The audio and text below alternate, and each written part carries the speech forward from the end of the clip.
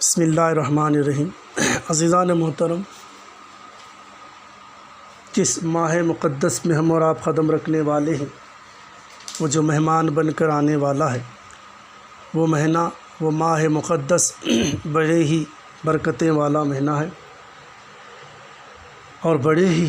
شان و شوکت والا مہینہ ہے۔ یہ وہ مہینہ ہے جس میں اللہ کی عطا ہی عطا ہے، خیر ہی خیر ہے۔ عزیزان محترم، ہم نے کتنے بھی گناہ کیے کیوں نہ ہوں، اللہ کی رحمت سے ہمیں کبھی مایوس نہیں ہونا چاہیے۔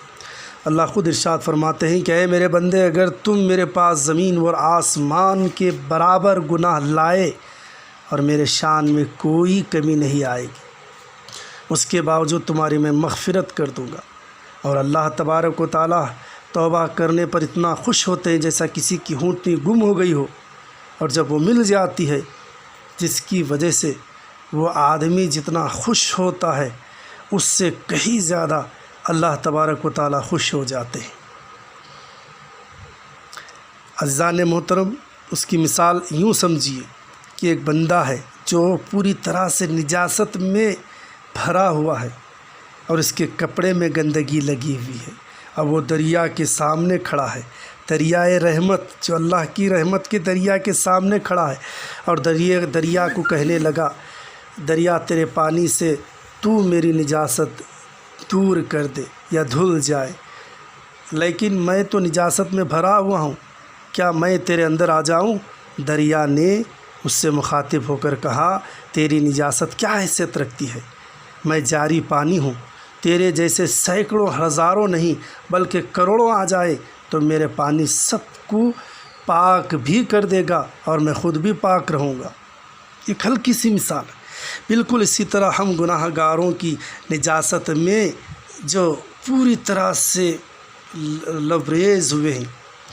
اللہ کے در پر کھڑے ہیں، اللہ کی رحمت کا سمندر ہے، ہم سوچتے ہیں کہ بڑے گناہ گار ہیں، مگر خدا کی رحمت کہہ رہی ہے، بندے تمہاری نجاست کیا حیثیت رکھتی ہے؟ ساری دنیا کے لوگ اپنے رب کے دروازے پر آ کر معافی مانگ لیں تو پروردگار رحمت کے سمندر اتنا بڑا اور وسیع ہے کہ سب کی نجاست، سب کے گناہ دھو بھی دے گا اور اس سے بھی زائد کو معاف کرنے کی قابل ہوگا۔ لہٰذا رمضان کے مہینے میں ہم نجاست سے بھرے ہوئے بدن کو اللہ کی رحمت کے دریا میں چھلانگ لگا کر دھو لیں اور اپنے گناہوں سے اپنے جسم کو پاک کر لیں، اور دل میں یہ نیت کریں، اللہ تیرے گھر میں پاک ہونے کے لیے آئے ہیں، میرے مولا ہمیں اس رحمت سے محروم نہ کرنا، اے اللہ ہم کو اس نجاست سے پاک فرما دینا، اس لیے کہ آپ کی ایک نظر رحمت ہمارے لیے کافی ہے۔ اسی رحمت کے نظر پانے کے لیے ہم تیرے دربار میں آئے ہیں۔ اور یاد رکھیے اس مثال کو بھی عزیزان محترم، اگر کسی کا بیٹا بدماش لوگوں کی صحبت میں چلا جائے تو اندازہ لگائیے ماں کو کس قدر اداس پاؤ گیا، کتنا روتی ہوگی کہ بیٹا تو، اے بیٹے میں تو تجھ سے محبت کرنے والی تھی اور محبت کرنے والے کو تو نے چھوڑ کر چلا گیا، تجھے گھر میں ہم نے ہر سہولت دی تھی، کتنی چاہت سے پالا، کتنی محبت سے رکھا، بیٹے تو پھر بھی گھر چھوڑ کر چلا گیا، اپنوں کی سنے بغیر تو نے غیروں پر یقین کر لیا، جو نقصان دینے والوں پر تو نے بھروسہ کر لیا۔ لیکن اگر کسی دن اس کا بیٹا ان بدماشوں کو جان چھڑا کر یا بدماشوں کی اصل چال سے وہ واقف ہو جائے، ان کی بدماشی کو پہچان کر وہ دروازے پر آ کر کھڑا ہو جائے اور دروازہ کھٹکھٹا کر کہنے لگے، اے امی جان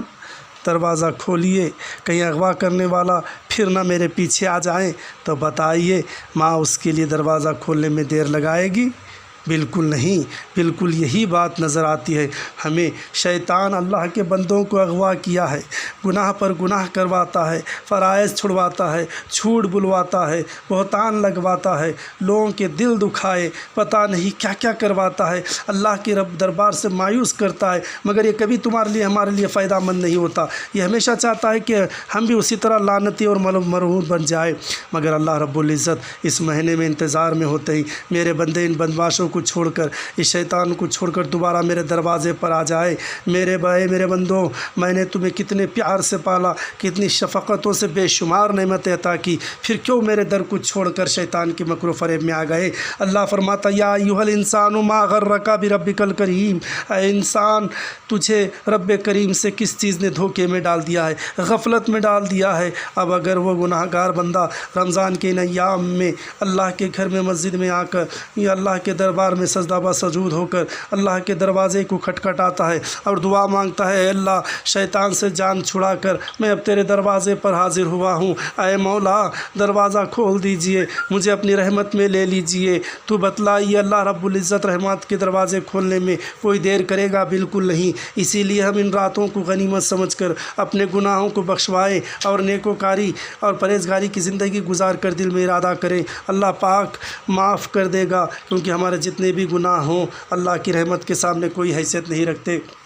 عزیزان محترم، ہم اور آپ کو چاہیے کہ بزرگان دین کے سچ بتائے ہوئے راستے پر چلتے ہوئے، ان کی اتباع اور پیروی کامل کرتے ہوئے، ان کے وسیلے سے اللہ کے دربار میں رجوع ہو جائیں۔ کبھی بھی اللہ کی رحمت سے مایوس نہیں ہونا چاہیے۔ شیطان آئے گا دوست بن کر، بھائی بن کر آئے گا، اپنے بن کر آ کر دھوکہ دے گا اور یہ کہے گا تم پر ظلم کروائے گا۔ فوراً انی ظلمت نفسی کہتے ہوئے، اے میرے اللہ، میں نے بے شک اپنے ظلم پر، اپنے جانوں پر، اپنے نفس پر ظلم کیا ہے، ہم تیرے دربار میں آئے ہیں، ہمیں رحمت سے مایوس نہ کر، تیرے رحمت کے صدقے پر نظر کرم فرما، نظر التفات فرما، اے اللہ ہمارے ہر بیماریوں کو دور فرما، زمینی اور بلاؤں سے محفوظ فرما۔ اگر ہم اللہ کے دربار میں سچے دل سے دعا کریں گے